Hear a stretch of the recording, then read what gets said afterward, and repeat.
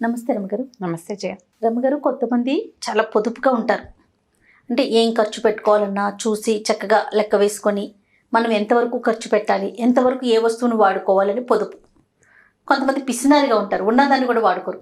అదే సో రెండు ఏదైనా కరెక్ట్గా ఉండాలి, అంటే మితంగా ఉండాలి. ఎక్కువ ఉండద్దు, తక్కువ ఉండదు, సమానంగా ఉంటే బాగుంటుంది.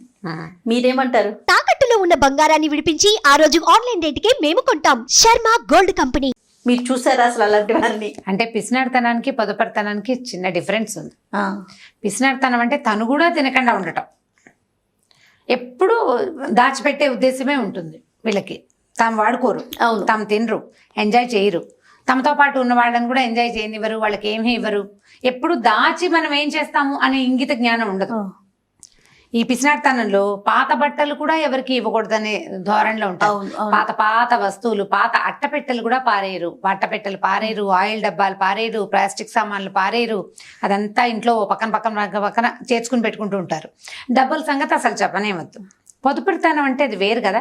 పొదుపుగా ఉండటం అంటే సేవ్ చేయటం వేరు. అవసరానికి వాడుకుని, అంటే ఇప్పుడు వంట చేసుకున్నారనుకో, ఇవాళకి తినగలిగిన వస్తువులు తిని రేపటికి దాచుకోగలిగే వస్తువుని దాచుకోవటం, అది కూడా అది కొంత పొదుపు కిందకు వస్తుంది. ఇప్పుడు ఇవాళకి తినేది కూడా వండుకోకుండా ఉండటాన్ని పిసినారితనం అనాల్సి వస్తుంది. ఇది ఏంటంటే దీనివల్ల జనాలు తాము ఎక్కువ సఫర్ అవుతారు. మనకి పిసినారితనం మీద వేమన పద్యాలు, సుమతి శతక పద్యాలు, భర్తృహరి సుభాషితాలు ఎన్ని ఉన్నాయో, ఎన్ని కథలో, ఎన్ని పద్యాలో, ఎన్ని మంచి వాక్యాలో, ఎన్ని నీతి మళ్ళీ చక్కగా చెప్తారు. ఇవాళ ఉంటాము, రేపు ఉంటాము, ఉండమని వాళ్ళే చెప్తారు. కానీ ఎంత పిసినారుగా ఉంటారు రమ్మగారు. ఎప్పుడో చిన్నప్పటి బట్టలు మీరు అన్నట్టుగా అదే ఎప్పుడో పెట్టిలో అలా అలా బాక్సుల్లో అట్లా దాచుకునే ఉంటారు. అంటే ఇప్పుడు దీనివల్ల మనకు ఒరిగేది ఏమిటి, మనకుడే ప్రయోజనం ఏమిటి అనేది ఆలోచించలేకపోవటం చేయ. ఎందుకంటే జీవితం బుద్భుతప్రాయం, నీటి బుడగ లాంటిది. ఇవాళ ఉంటుంది, ఇప్పుడు ఉంటుంది, మరుక్షణం ఉంటుందో ఉండదో కూడా తెలియదు. అయితే మనం ఆ జ్ఞానం కలిగి ఉన్నాం. మరుక్షణం పోతుంది అని అనుకుంటే మనకు దేని మీద ఆసక్తి ఉండదు కదా. జీవితం మీద ఆశ కలిగి ఉండటాన్ని మనం విష్ణుమాయ అంటాం. ఆ మాయలో ఉంటాం మనం. కరెక్టే, ఆ మాయలో ఉండాలి. కానీ ఎంతసేపు ఆ తర్వాత దాన్నే ఆలోచిస్తూ ఇప్పుడు హాయిగా ఉండకపోవటం అనేది పొరపాటు కదా. తర్వాత ఇప్పుడు వచ్చే సంవత్సరానికి ఆపై వచ్చే సంవత్సరం కోసం ప్లాన్ చేస్తుంటే ఇప్పటి ప్రజెంట్ లైఫ్ పిసినారి వాళ్ళతో ఉండే చుట్టుపక్కల వాళ్ళు చాలా విసిగిపోతారు. ఫ్యామిలీ కూడా వీళ్ళ పిసినారితనంతో పడలేకపోతున్నాం అనుకుంటారు. కొంతమంది ఏంటంటే ఆఫ్టర్ రిటైర్మెంట్ వీలుగా ఉండటం కోసం ప్రజెంట్ లైఫ్ని మిజరబుల్గా చేసుకుంటారు. చాలా కష్టం, అది చాలా కష్టం. పాత నేను చెప్తున్నాను కదా, నేను 5-6 అట్లా చూశాను. ఈ ప్లాస్టిక్ వస్తువులు పాత పాత పాత పాతవి ఎప్పటివో ఉంచుతారు. ఎందుకు ఉంచుతారో తెలీదు. ఇంట్లో అవన్నీ చెత్తల కింద ఉంటాయా. ఎంత నెగిటివ్ ఎనర్జీ పోగు చేసుకుంటారంటే, పాత బట్టలు, పాత పుస్తకాలు. కొంతమందికి బుక్స్ ఇవ్వటం ఇష్టం ఉండదు. పోనీ నువ్వు చదువుతావా అంటే నువ్వేం చదవవు, ఉండదు, నువ్వు చదవవు. నీ దగ్గర ఉన్న వస్తువులు నువ్వు వాడుకో. పాత చీరలు, ఇప్పుడు 10 ఏళ్ల క్రితపు చీరని ఎప్పుడు కట్టుకుంటాం? ప్రజెంట్ కొనుక్కుంటూనే ఉంటావు అనుకో, పాత వదిలేయచ్చు కదా. నువ్వు కొత్తవి కొనుక్కోవనుకో, అప్పుడు ఏదో పాత వాటితోటే బతుకుతావు. పోనీ ప్రజెంట్ కొత్తవి కొనుక్కుంటున్నప్పుడు పాత వదిలిపెట్టేసేయచ్చు కదా. డొనేట్ చేయొచ్చు, ఎవరికైనా గిఫ్ట్ చేయొచ్చు, ఎక్కడైనా ఇచ్చేయచ్చు. వాటిని యూటిలైజ్ చేసి ఇంకో రకపు వస్తువుని దేన్నైనా తయారు చేయొచ్చు. దానివల్ల కొంత రిక్రియేషన్ ఒకటి ఉంటుంది మనకి. వదిలేయటం వల్ల ఏమవుతుందంటే మనం ఫ్రీగా ఉంటాం. దాచిపెట్టుకోవటం వల్ల ఫ్రీడమ్ ఏమి ఉండదు. ఎప్పుడు మనసు లోపలికి వెళ్తూ ఉంటుంది. మనల్ని చూసి మన పిల్లలు కూడా అలాగే అవుతారు కదా. పిసినారితనం అనేది ఆటోమేటిక్ గా అలవాటు అవుతుంది. కొంతమంది పిల్లలు ఎంత టైట్ అయినా బట్టలు ఎవరికి ఇవ్వడానికి ఇష్టపడరండి. ఇరుగ్గా ఉన్నా సరే అదే వేసుకోవాలని చూస్తారు. అవును, మనస్తత్వాలు మార్చడానికి ప్రయత్నం చేయాలి. ఎట్లా నేర్పించాలి? చెప్పడమే జయ, చెప్పాలి. ముందు నువ్వు మారాలి కదా. ముందు మన యాటిట్యూడ్ మార్చాలి. మీరు గమనించి చూడండి, ఎవరెవరి దగ్గర ఇలాంటివి ఉన్నాయో అట్టపెట్టెలు. ఇప్పుడు ఏదో ఒక బాక్స్ వస్తుందా, ఆ బాక్స్ తో నువ్వు యూటిలైజ్ చేసి, ఇప్పుడు ఆ బాక్స్ లో 4 వస్తువులు పెట్టుకుని ఏ బల్ల మీద పెట్టుకుంటే ఒక రకం, ఆ బాక్స్ కి ఏదైనా చిన్న డిజైన్ చేసి ఎక్కడైనా పెడితే అది కూడా బాగానే ఉంటుంది. అలా కాకుండా అట్టపెట్టెలు ఒక దాంట్లో ఒకటి వేసి అటక మీద పెడతావు, ఎప్పటికో యూజ్ అవుతుంది. ఈ మధ్య హైదరాబాద్ అంతా చెదలే చేయ. ఎవరింటికి వెళ్తే వాళ్ళ ఇంట్లో పెస్ట్ ఉందని చెప్తున్నా. పెస్ట్ ఉంది విపరీతంగా. ఈ పెస్ట్ తోటి ఏమవుతుంది, బొద్దింకలు, చెద రెండు ఈ అట్టపెట్టెలనే పట్టుకుంటాయి. అక్కడి నుంచి ప్లాస్టిక్ వేస్ట్, ప్లాస్టిక్ వస్తువుల్ని వాటిని ఎక్కువ కాలం ఒక చోట ఎట్టు పెడితే కనుక వాటి నుంచి ఒక రకమైన టాక్సిన్స్ రిలీజ్ అవుతాయి అంటారు. పాత బుక్స్ కూడా మీరే చదువుకునేటట్టే ఓకే. చాలా మంది ఏం చేస్తారంటే వీక్లీస్ లోవి వాటిలో సీరియల్స్ తీసి పెట్టుకుంటారు. సీరియల్స్ తీసి వాటిని బైండ్ చేస్తారు, బైండ్ చేయించి అట్టు పెడతారు. కొన్నాళ్ళు చదువుతాం, ఒకటి 2 సార్లు చదివాక ఇంకా దాని అవసరం ఏముంది మనకి? ఎందుకు బైండ్ చేయించడం? దానికి ఒక ప్లేస్ ఇవ్వాలా? అవును.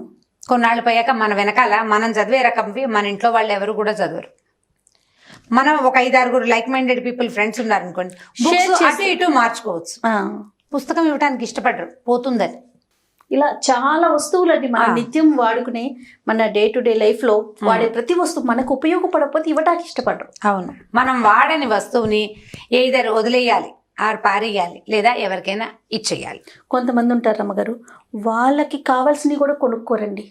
వాళ్ళ చేతిలో డబ్బులు తిరుగుతూనే ఉంటాయి, బట్ కావాల్సిన డైలీ నీడ్స్ బట్టలని మినిమం లో కూడా ఖర్చు పెట్టడానికి ఇష్టపడరు. అదే అంటే ఆ పిసినార్తనమే అది. డబ్బు ఖర్చు పెట్టడం ఇష్టం ఉండదు. అంటే ఆ డబ్బు నోట్లు తరిగిపోతే ఒక రకమైన ఏమంటారంటే అభద్రతా భావం వస్తుంది, ఇన్సెక్యూరిటీ వస్తుంది వాళ్ళకి.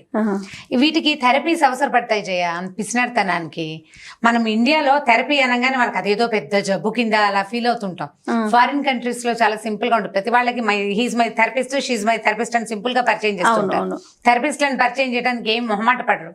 మనం ఏంటంటే ఇది మనకు ఉన్నది ఒక సమస్య అని, దీన్ని పోగొట్టుకోవాలని తెలుసుకోం మనం. ఇప్పుడు మనకు ఒక సమస్య ఉంది, మనం డబ్బులు ఖర్చు పెట్టడానికి ఇష్టపడం, మనకి నీడ్స్ చాలా ఉంటాయి, అయినా కూడా మనం కొనుక్కోం. నువ్వు కొనుక్కోవట్లేదు, నువ్వు నీడ్స్ ఉన్నప్పటికీ నువ్వు ఏమీ లేకుండానే ఎలాగోలాగా రోజులు గడుపుతున్నావు అంటే నీకు ఖచ్చితంగా వైద్యం అవసరం అని అర్థం.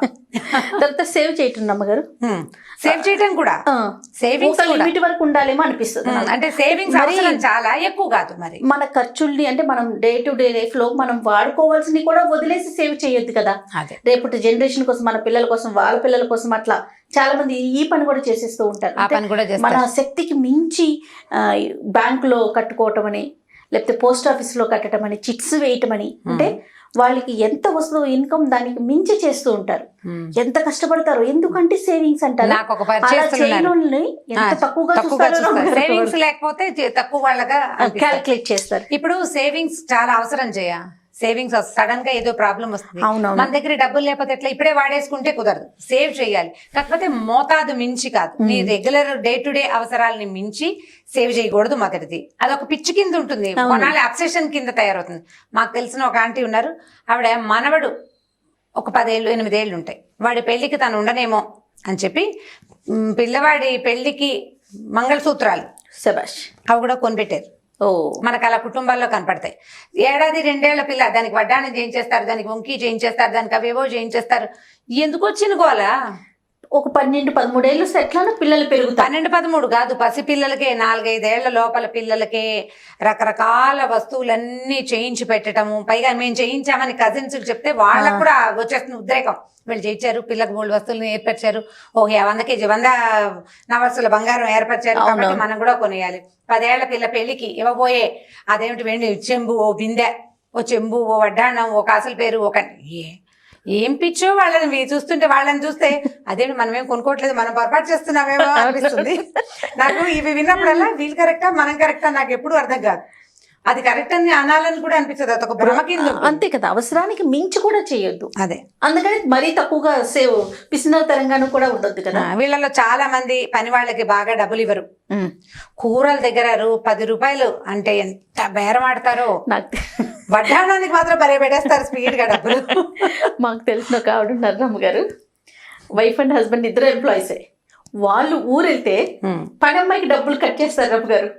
తమ ఊరు వెళ్ళినా కూడా యాక్చువల్గా ఇప్పుడు వాళ్ళ పని అమ్మాయి రాకపోతే మనం డబ్బులు కట్ చేయటమో, ఎక్కువైతే అలా. అవును, వీళ్ళు ఊరు వెళ్ళినా పని చేయలేదు కదా, అది ఎవరు తప్పు?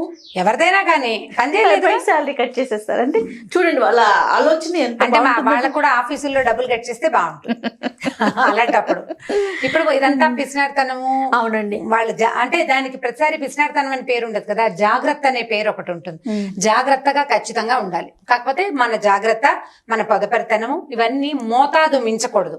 దాంతో మన regular day to day life ఇబ్బందుల్లోకి పడకూడదు, మన అవసరాలు మానుకోకూడదు, మన ఫ్యామిలీ ఇబ్బంది పడకూడదు.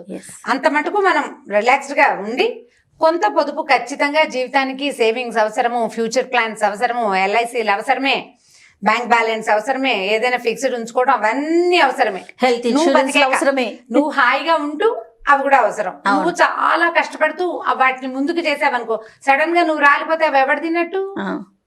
అవి ఎవరు తింటారు? ఒకసారి అంటూ ఆఫ్ అయిపోయి ఇక మనం తినేసేది ఏమీ ఉండదు కదా. తర్వాత ఇంకేం లేదు.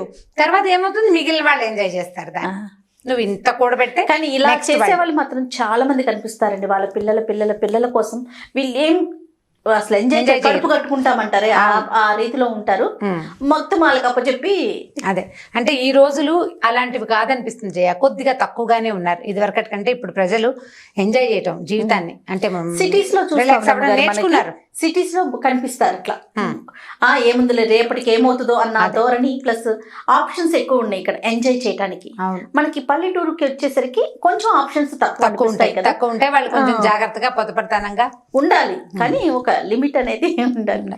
ఇప్పుడు లిమిట్ గురించి అంటే ఎవరెవరు ఎట్లాంటి కామెంట్స్ పెడతారో చూద్దాం దీని మీద. అంటే too much of enjoyment correct కాదు. రేపటి గురించి ఆలోచించకుండా చేయకూడదు. అవునవును. కానీ ఎల్లుండి గురించి, అవతల ఎల్లుండి గురించి కూడా నేను ఇప్పుడే ఆలోచించి ఇప్పుడు బతకడం మానేస్తాను అనడం చాలా తప్పు. దాని మీద ఒకసారి ఆలోచించి ప్లాన్ చేసుకుంటే బాగుంటుంది. రైట్. ఓకే రమ్య గారు, ఇంకో టాపిక్ తో మళ్ళీ కలుద్దాం. తప్పకుండా చేయం. ఈ వీడియో కనుక మీకు నచ్చినట్లయితే లైక్ చేయండి, షేర్ చేయండి. మరిన్ని వీడియోస్ కోసం మా ఛానల్ ని సబ్స్క్రైబ్ చేసుకోండి.